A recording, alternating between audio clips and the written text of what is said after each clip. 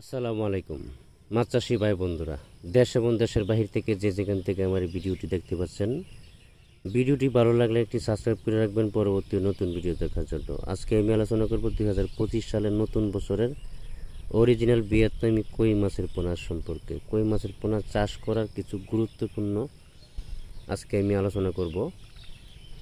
কই মাছ চাষ করতে হলে যেহেতু বর্ষাকাল, যারা কই মাছের পোনা কালচার করবেন বিভিন্ন হ্যাচারি থেকে পোনা সংগ্রহ করে,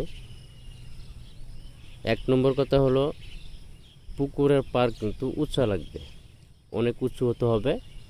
যদি নিচু থাকে তাহলে চারপার দিয়া নেট জাল দিয়ে বেড়া দিতে হবে, বা পুকুরের পার যদি উঁচু থাকে তারপরেও নেট জাল দিয়া ব্যারিকেড দিতে হবে।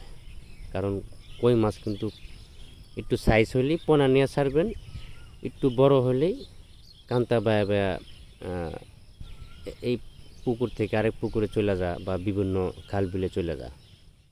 এই জন্য কই মাছের পোনা সংগ্রহ করার সময়, তারপরে এখানে আরেকটা কথা হলো যে কই মাছ কিন্তু এক সাইজের মাছের পোনা সংগ্রহ করতে হবে। কই মাছ কিন্তু একটা পোনারে আরেকটা পোনা খেয়ে ফেলে, বড় পোনাটা ছোট পোনারে খেয়ে ফেলে।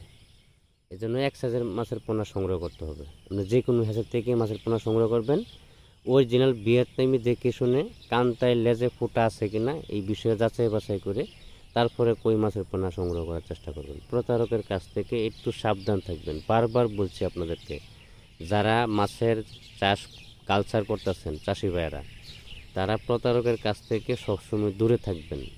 কারণ মাছের ব্যবসার ভিতরে চিটিংবাজি অবশ্যই আছে, কিন্তু সবাই করে না, যারা সৎ ব্যবসায়ী। আজকে পর্যন্তই, সকলেই ভালো থাকবেন।